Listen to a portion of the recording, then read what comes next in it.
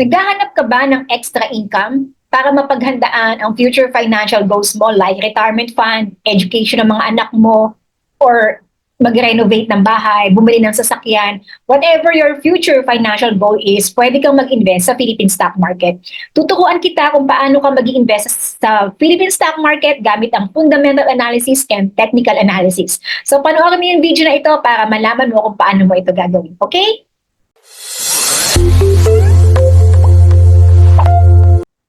Disclaimer muna, hindi po ako expert sa stock market. This is not a financial advice. Take your own due diligence na mag-research at i-verify yung mga data na ipapakita ko. So let's get started. Ang gagawin po natin is, una, ang explain ko muna sa iyo is yung basic fundamental analysis. Paano mo ba malalaman yung good stocks or basic fundamental analysis? Ang ginagawa ko dyan, ang mga data, ginagather ko, syempre. Pero ang isa sa mga pwede mong pagkuhanan ng data is the edge.pse.com.ph. So all you have to do, for example, ano bang mga stocks ang gusto mo? Let's type, for example, TEL. Okay? TEL is PLDT yan eh. So, and then i-type mo yung TEL. Kung hindi mo alam yung stock code, pwede mo kang i-type yung PLDT. So, mag-appear naman dyan. And then i-click mo lang to. Okay? And after that, makikita mo na dito yung kanyang company profile. So, basahin mo to about TEL. Pwede mong basahin yan, company profile. Pwede mong makita yung financial reports. So, how would you analyze the financial reports? Nakalagay dito yung total assets and total liabilities. Diba pag sinabi mong liabilities ay utang? So, ayaw natin na yung company na pag-i-invest, mo ay madaming utang. Dapat mas malaki yung total assets niya kaysa sa liabilities niya. So, ima-minus mo lang naman yung total assets minus total liabilities. Dapat positive ang sagot doon. And ang sagot naman doon ay stockholders' equity. Okay? So nakalagay naman dito yung stockholders' equity. And after mong magawa yun, i-tabulate mo. So kailangan mo talagang i-tabulate yan. So isa na yan sa pag-check ng fundamental analysis. Dapat mas mataas yung total assets niya minus total liabilities niya. Okay? And next, pwede mong i-check dito yung pwede mo i-check yung dividends if you would like. Pwede mo i-check yung dividend niya, nakalagay dyan. So, kailan siya nagbibigay ng dividend. Pero, kung dividend investing dito kasi ako mas nag-check ng link sa investing.com. So, let's try the TEL kasi mas madaming data na pinapakita dito compared doon sa Edge. So, type natin dito, TEL. And then, i-click lang natin yung Philippine flag kasi so, dapat Philippine flag. So ayan, nakita natin na compared mo dito, mas madaming data and compare mo dito, ito lang yung data na nakita natin. So there are 2023, tatlo lang yung data. Unlike dito, may nakita tayo since 2021. So in terms of dividends, dito ako nag-check. Okay?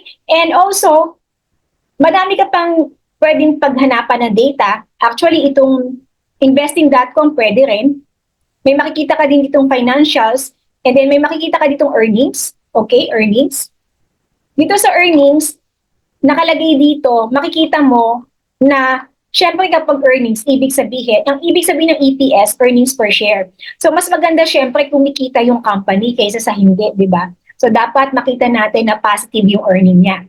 And, paano mo gagawin yon? Iko-compare mo yan sa ibang stock. For example, this is TEL. Di ba? Ano ba yung TEL? TEL is a telecommunication. So, tingnan natin yung company profile niya. So, company information. Tingnan natin, nakalagay dito TEL.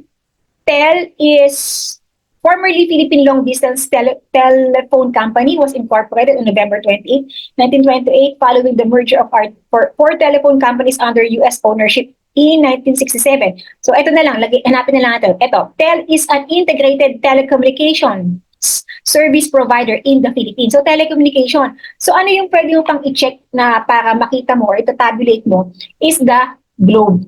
Kung ako yun, i-compare ko siya sa Globe. Kasi Globe is telecommunication din, di ba? So, tingnan natin. Globe is a telecommunication company that provides digital wireless communication. So, kung ako yun, i-gather ko din yung Globe na data and then itatabulate ko, lalagay ko sa Excel file para mas makita ko kung sino yung mas kumikita sa kanila, earnings. So, ang gagawin mo, tabulate mo yung earnings per share. So, ayan, pinakita na natin. Paano mo hahanapin? Dito sa financials, click earnings. tabulate mo, and then i-compare mo yung mga telecommunications like Globe and Tel. Ayan. So of course, gusto natin yung positive yung earnings. So nakalagay dyan, EPS is earnings per share. And then ang pwede mo pang i-tabulate again is the total assets. Okay? Dapat mas mataas yung assets niya versus liabilities. So shareholders equity na makikita mo naman dito sa financial reports, pwede mo makita sa Edge. Okay? Actually, yung stockbroker mo, may mga data rin yan eh. Pwede ka din mag-gather doon. So, okay, next is pwede mo rin makita yung dividends para malaman mo kung sino yung mga high-paying dividends. So, I've given you 3 ways on how you can check the shareholders' equity, the dividends, and also the earnings per share. If you want to learn more, i-share ko sa iyo yung iba pang fundamental analysis on a free training. Kasi hindi tayo matatapos dito because I'm going to share with you pa kung paano mo ba gagawin yung simple technical analysis dito sa long-term investing mo, okay? So, sa stock market, may tinatawag tayong long-term investing, short-term, mga ganyan. So, actually, depende sa'yo eh, kung paano mo i-classify yung long-term, short-term, depende sa'yo. So, basta ang importante, naiintindihan mo lang kung paano mo gagawin yung stock market.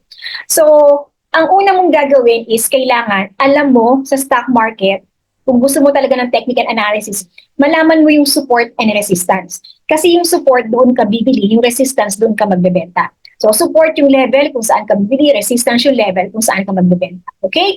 And kailangan marunong ka mag-plot nun. For a beginner, talagang hindi madaling i-plot yung support and resistance. Kahit ako, hindi ko siya agad nakuha nung simula. Hindi ko agad naintindihan. So that's normal.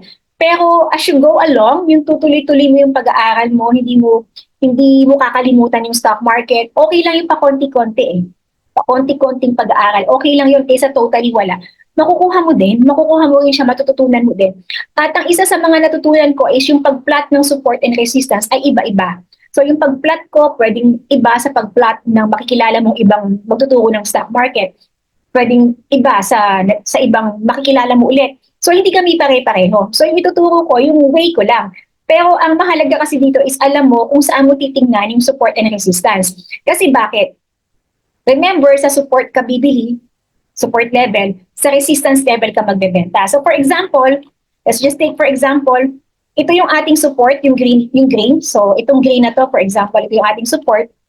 And then, itong ating red ang resistance. Okay? So, for example, whenever the market price hits this area, itong level na to, dito ka bibili. And whenever the market price hits this area, dito ka magbebenta. So, let's just take, dito ka nakabili somewhere here.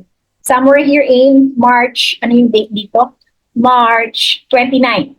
And then, ito yung resistance, dito ka magbebenta. So, pwede kang kumita ng 44% based on the chart ha, based on the chart.